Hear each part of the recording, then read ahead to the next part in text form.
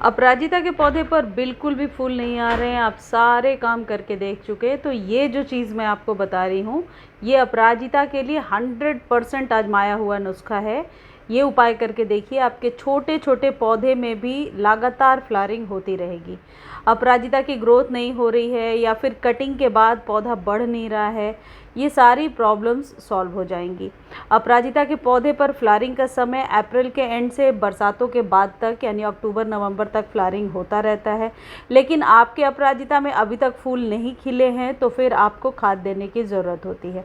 अपराजिता का पौधा बेलनुमा पौधा है और इसके मल्टीपल ब्रांचेज होती हैं, इसलिए आपको खाद जो है हर एक 15 दिनों पर अपराजिता को देना होता है, खासकर फ्लावरिंग के सीज़न में।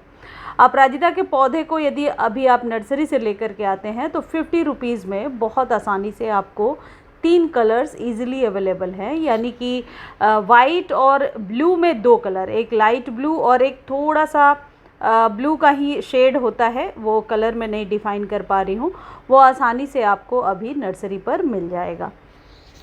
जिस पौधे में फ्लावरिंग नहीं हो रही है उस पर ये वाइट सी चीज़ जो आपको दिख रही है, इसका पानी 15 दिनों पर आप 3 से 4 बार रिपीटेडली दे दीजिए। जैसे आज ये वाटर दे दिया, इसके 15 डेज़ के बाद इसे फिर से रिपीट कर लिया, तो आप देखेंगे कि अपराजिता का पौधा लॉन्ग भी हो रहा है, ग्रोथ भी अच्छी हो रही है, मल्टीपल ब्रांचेस भी निकाल रहा है। और ये है एलम, यानी कि फिटकरी। फिटकरी तो आपको पता ही है, बहुत आसानी से ग्रॉसरी के शॉप पर मिल जाएगा। 25 से 30 रुपीज़ में मिलने वाली चीज़ है। फिटकरी का टुकड़ा बड़ा छोटा हो सकता है और इसको 1 गिलास पानी में डालकर रखना है। यदि एक गमले के लिए आप रेडी कर रहे हैं तो 1 गिलास पानी में डाल करके इसे 1 घंटे तक छोड़िए। बाद में फिटकरी को निकाल कर अलग कर लीजिए और उसी पानी को अपराजिता में डाल दीजिए।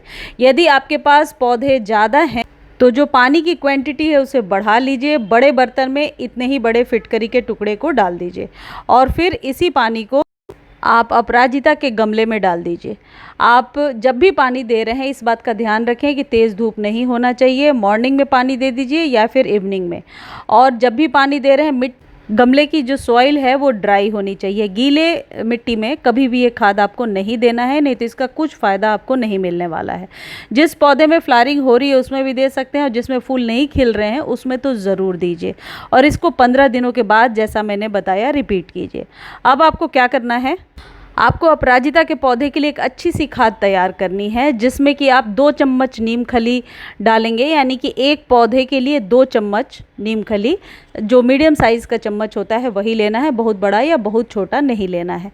इस तरीके से 2 चम्मच नीम खली ले लिया।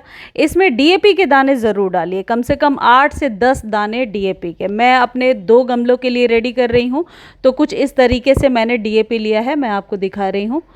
डीएपी जो है ये नर्सरी वाले भी इस्तेमाल करते हैं, मैंने नर्सरी पर पूछा भी है। वो कहते हैं कि जिनकी मल्टीपल ब्रांचेज आती हैं, क्रीपर जो होते हैं, उनको डीएपी ज़रूर देना चाहिए। और गर्मियों में भी दे सकते हैं क्योंकि अपराजिता तो गर्मियों का ही पौधा है।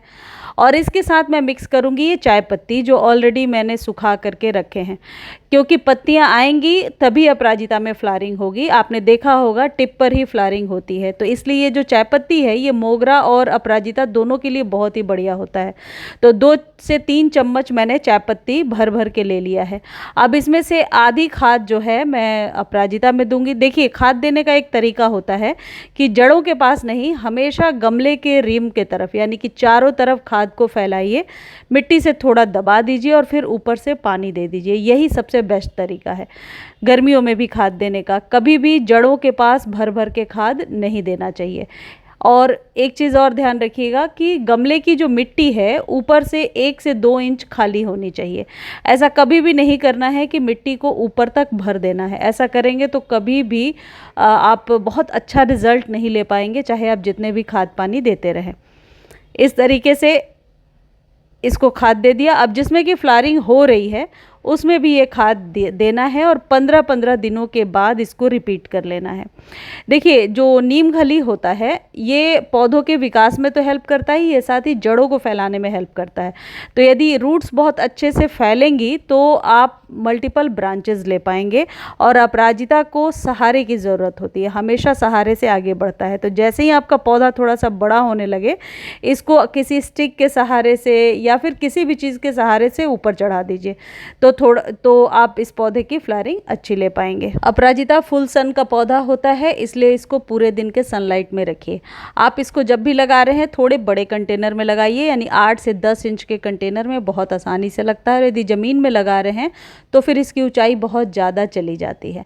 अपराजिता को घना बनाने का ये तरीका है कि टिप के पास से थोड़ी सी प्रूनिंग करते रहें और इसके जो बीज निकल जाते हैं, बीजों को हटाते रहें, तो आप देखेंगे कि अपराजिता बहुत अच्छी फ्लावरिंग कर रहा है। और जो फूल सूख जा रहे हैं उन्हें ज़रूर हटाइए। डेड हेडिंग करते रहने से नई ब्रांच आएगी और बीज तैयार नहीं होंगे। इस तरीके से आप अपने अपराजिता के पौधे को अभी मई में ये खाद दीजिए और बहुत सारे फूलों को लेने के लिए इस खाद का इस्तेमाल कीजिए। आप वर्मी कंपोस्ट भी इसमें डाल सकते हैं। हर एक 7 से 8 दिनों पर 1 चम्मच वर्मी कंपोस्ट या फिर काउडंग मैन्योर का भी इस्तेमाल किया जा सकता है। बस ये ध्यान रखिए कि अपराजिता को खाद चाहिए, ज़्यादा आप खाद देंगे तभी इसमें फ्लावरिंग हो पाएगी।